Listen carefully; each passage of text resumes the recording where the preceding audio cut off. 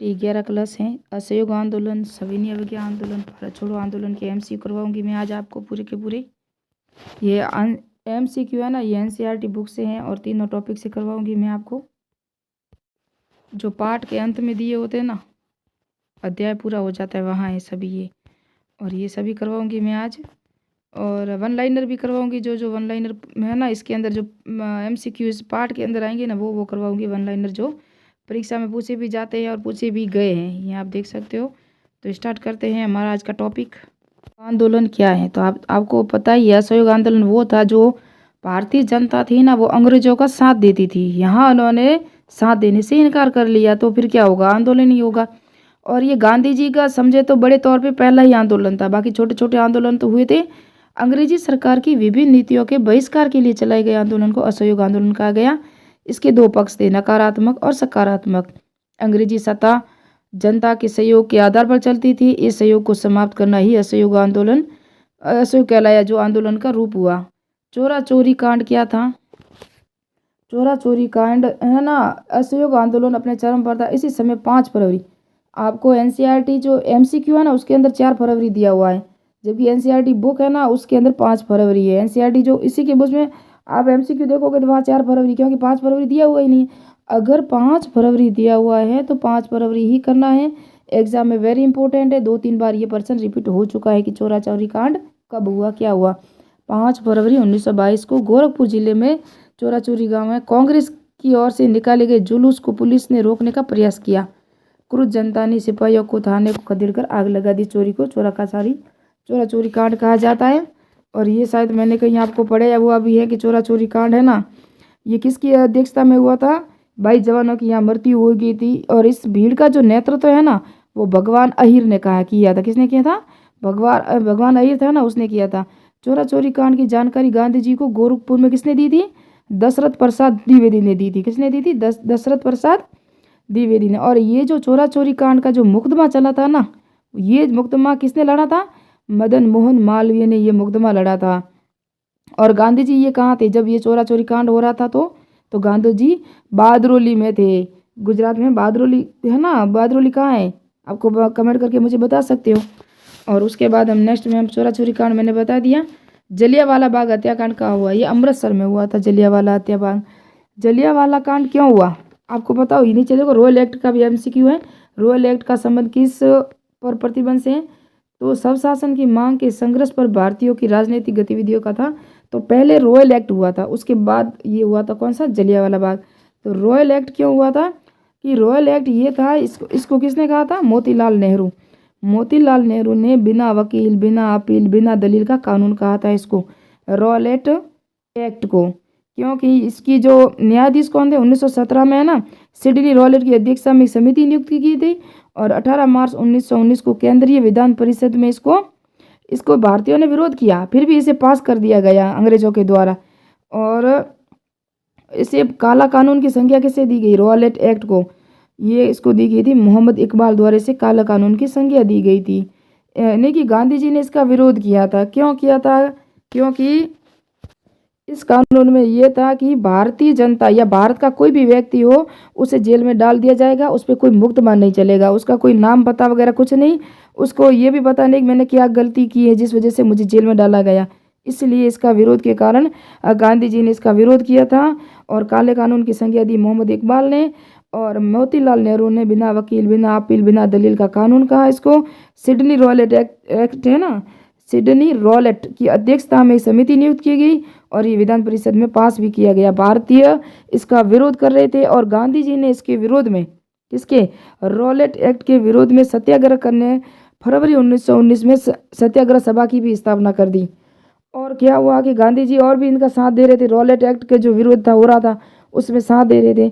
तो 6 अप्रैल 1919 को गांधी जी ने देश भर में हड़तालों का आयोजन किया गया। क्योंकि हमारा कोई भी जो जवान होगा वो कानून जेल में जाएगा बिना गलती किए, तो वो विरोधी होगा। तो गांधी जी को यह ना अखिल भारतीय स्तर की प्रथम हड़ताल की थी उन्होंने, सत्याग्रह सभा की स्थापना को या गांधी जी ने की थी, रॉलेट एक्ट के खिलाफ में की थी। और रॉलेट एक्ट के खिलाफ इतना प्रदर्शन हुआ कि गांधी जी को गिरफ्तार करना पड़ा। किसको? अंग्रेजों ने गांधी जी को गिरफ्तार किया। पहले तो गांधी जी को दिल्ली और पंजाब जाने पे प्रतिबंध लगा दिया कि आप वहाँ नहीं जा सकते। उसके बाद अगर ये मुंबई में जब गांधी जी 9 अप्रैल को दिल्ली में प्रवेश करने का जब प्रयास किया ना, तो गांधी जी को भारत में दूसरी बार गिरफ्तारी देनी हो पड़ी और गांधी जी को गिरफ्तार कर लिया गया और बम्बई भेज दिया गया। और रॉलेट एक्ट के खिलाफ जो विरोध प्रदर्शन हो रहा था, अब रॉलेट एक्ट के खिलाफ ही प्रदर्शन और होने लगे क्योंकि गांधी जी को जेल में डाल दिया गया, तो और विरोध होने लगा। तो क्या हुआ? जलियांवाला बाग हत्याकांड हो गया।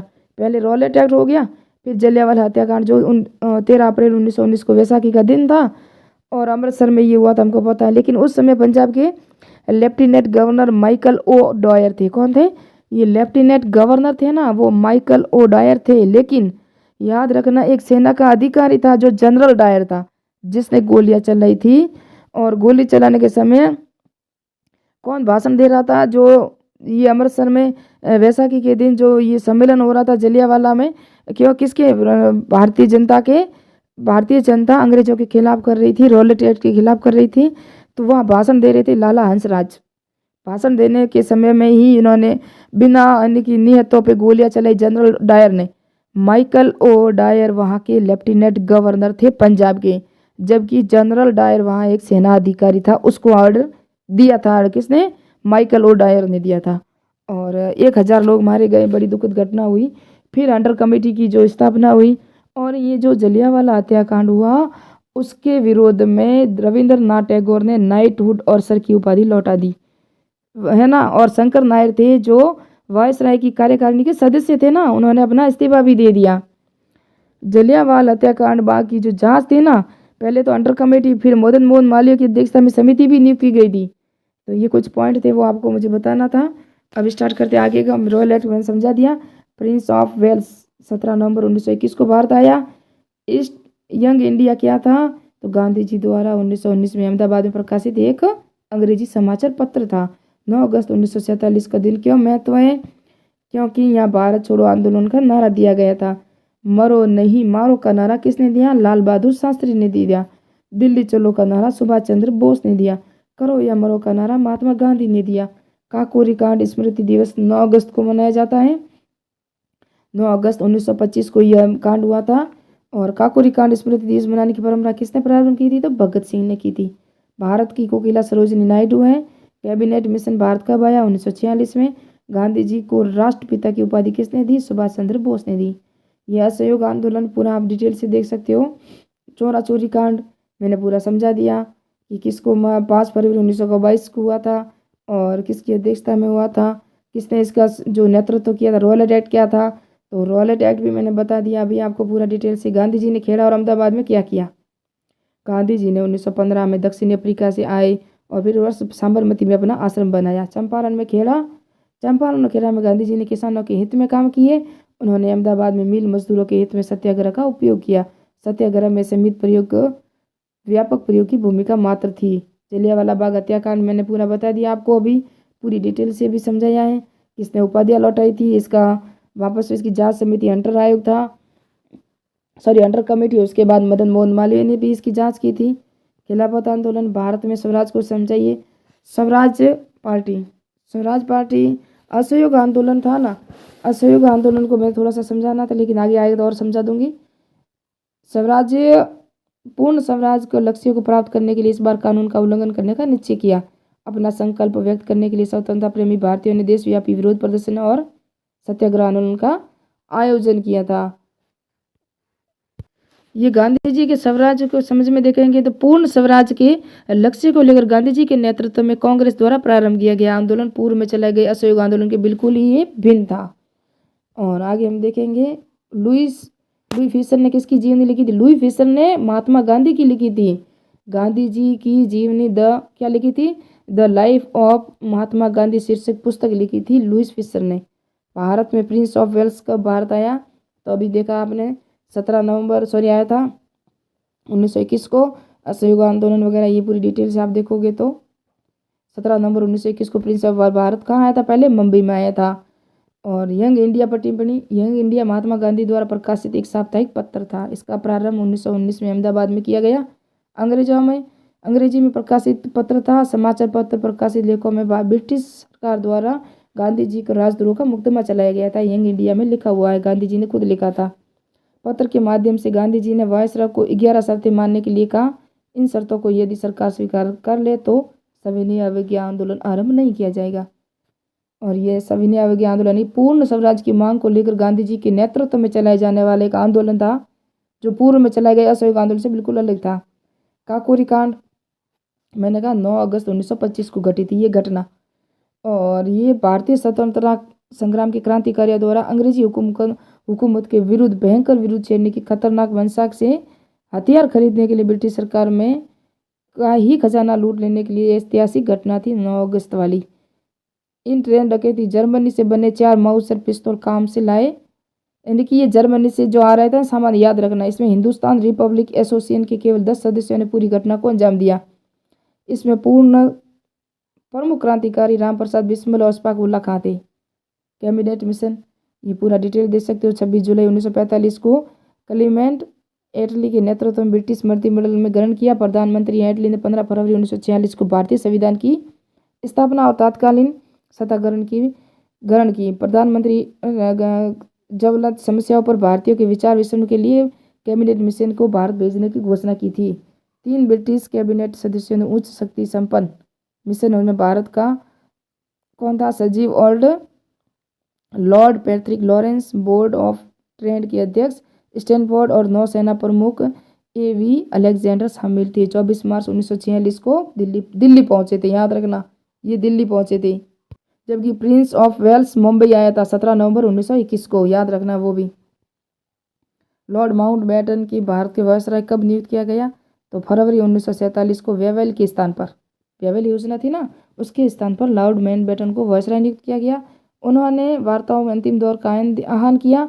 जब सुलह के लिए उनका यह प्रयास भी विफल हो गया तो उन्होंने ऐलान किया कि ब्रिटिश भारत को स्वतंत्रता दे देनी चाहिए, लेकिन उसका विभाजन भी होगा।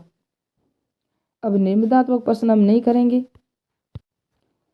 चोरा चोरी कांड, मैंने अभी थोड़ी देर पहले ही बताया, 4 फरवरी 1922 या 5 फरवरी। महात्मा गांधी ने असहयोग आंदोलन कब प्रारंभ किया?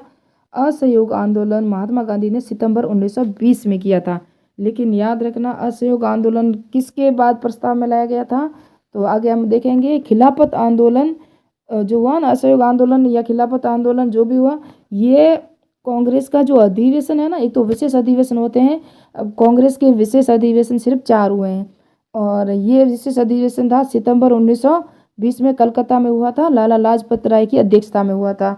और दूसरा जो वार्षिक अधिवेशन भी होता है, एक विशेष अधिवेशन एक वार्षिक अधिवेशन, वो हुआ था दिसंबर 1920 में। और ये मैंने कहा विशेष अधिवेशन और नागपुर अधिवेशन, ये नागपुर में हुआ था दिसंबर 1920 में। नागपुर में वार्षिक अधिवेशन हुआ था, उसकी अध्यक्षता ईवी राघवाचार्य ने की थी। यहाँ सभी ने असहयोग आंदोलन प्रारंभ करने की जो चेष्टा वगैरह की थी। मरो नहीं मारो, ये मैंने अभी बताया, लाल बहादुर शास्त्री ने नारा दिया था। काकोरी कांड 9 अगस्त 1925, 8 अगस्त 1942 को भारत छोड़ो आंदोलन, और करो या मरो दोनों दिया था ना, ब और स दोनों बता रहे हैं। उसके बाद भारत में राष्ट्रीय आंदोलन के अतिवादी युग के नेतृत्व बाल गंगाधर तिलक। सन 1920 में भारतीय राष्ट्रीय आंदोलन के नेतृत्वकर्ता महात्मा गांधी। गांधी युग का प्रथम आंदोलन था, मैंने कहा असहयोग आंदोलन, इनका प्रथम आंदोलन था बड़े लेवल का। निम्न में से किस वर्ष गांधी जी दक्षिण अफ्रीका से वापस आए? 1915 में। जलियांवाला बाग हत्याकांड कहाँ हुआ था? अमृतसर में। जलियांवाला बाग हत्याकांड हेतु गठित समिति लॉर्ड हंटर की जो अध्यक्षता में हुई थी। नवंबर 1920 में इनमें कौन सा खिलाफत आंदोलन के अध्यक्ष चुने गए थे? नवंबर 1919 में, तो ये चुने गए थे महात्मा गांधी। गांधी जी के असहयोग आंदोलन के नकारात्मक पक्ष का प्रमुख कार्यक्रम क्या था? तो ये सभी थे। चुनाव का बहिष्कार, विदेशियों का भारत में बहिष्कार, सरकारी पदों पर उपाधियों का त्याग। गांधी जी ने असहयोग आंदोलन के सकारात्मक पक्ष का प्रमुख कार्यक्रम उपयुक्त सभी थे। स्कूल कॉलेजों की स्थापना, स्वदेशी का व्यापक प्रचार, अस्पृश्यता का अंत। हिंदू मुस्लिम एकता, निम्न में से किस आंदोलन की विशेष बात थी? तो यह असहयोग आंदोलन की थी। ये वापस आ गया। 1 वर्ष में स्वराज प्राप्ति का वचन देना, न केवल विवेकपूर्ण बालक सदस्य घोषणा की भी थी। ये किसका कथन है? सुभाष चंद्र बोस का। ये परीक्षा में आया था शायद फर्स्ट ग्रेड में। 1 वर्ष में स्वराज प्राप्ति का वचन देना, न केवल अविवेकपूर्ण बालक सदस्य घोषणा भी थी। ये सुभाष चंद्र बोस ने कहा था। 1919 में लाहौर में कांग्रेस अधिवेशन के अध्यक्ष कौन थे? तो पंडित जवाहरलाल नेहरू थे। ये अध्यक्षताओं के जो जितने अधिवेशन हुए ना, उसके अध्यक्षों को याद रखना, कई बार एग्जाम में यही पूछा जाता है। निम्न में से किस नदी के तट पर 31 दिसंबर 1929 को उस मध्य रात्रि में वंदे मातरम और इंकलाब जिंदाबाद के नारों से मध्य राष्ट्रीय तिरंगा फहराया गया? तो रावी नदी के तट पर। सविनय अवज्ञा आंदोलन किस वर्ष प्रारंभ हुआ? 1930 में। निम्न में से किस आंदोलन ने भारतीय जनता को निर्भीक बना दिया था? तो असहयोग आंदोलन था। किस घटना को सविनय अवज्ञा आंदोलन की शुरुआत मानी जाती है? जब गांधी जी ने नमक कानून तोड़ा। नमक कानून तोड़ते समय किसने यह कहा कि सत्याग्रह को कभी पराजय नहीं होती जब तक वे सत्य का परित्याग न कर दे? ये महात्मा गांधी ने कहा था। सविनय अवज्ञा आंदोलन की समाप्ति हेतु जो समझौता है उसका नाम क्या था? गांधी विवरण समझौता था। निम्न में से किस वर्ष लंदन में द्वितीय गोलमेज सम्मेलन का आयोजन हुआ था? 1931 में हुआ था। निम्न में से किसी गोलमेज सम्मेलन गांधी जी सम्मिलित हुए थे? द्वितीय गोलमेज सम्मेलन था, लंदन में हुए थे, वहाँ गांधी जी शामिल हुए थे। निम्न में से किस वर्ष मैकडोनाल्ड पंचायत में भारत की दलित जातियों के लिए पृथक निर्वाचन का प्रावधान किया गया? 1932 में किया। 25 सितंबर 1932 को पूना समझौते पर हस्ताक्षर अंबेडकर और गांधी जी ने किए थे। निम्न में से किस वर्ष गांधी जी ने व्यक्तिगत सविनय अवज्ञा आंदोलन प्रारंभ किया? 1933 में किया। प्रथम व्यक्तिगत सत्याग्रही विनोबा भावे थे। निम्नलिखित में से किस वर्ष भारत छोड़ो आंदोलन प्रारंभ हुआ? 1942 में। ये छोटे छोटे MCQ बाद में कराऊंगी क्योंकि और वीडियो बड़ा हो रहा है, और नेक्स्ट में मिलेंगे हम। थोड़ा सा और बताऊंगी आपको कि गांधी जी ने कहा था, एक मेरी जो परिभाषा है ना वो बता दूं। गांधी जी ने कहा था प्लासी में ब्रिटिश साम्राज्य की नींव रखी, लेकिन अमृतसर ने उसे हिला दी। जब जलियांवाला बाग हुआ था ना, उसके अंदर उन्होंने कहा था गांधी जी ने। तो ये MCQ छोटे छोटे मैं नेक्स्ट पार्ट में कराऊंगी। मिलते हैं नेक्स्ट पार्ट में, नेक्स्ट वीडियो में NCERT MCQ के साथ।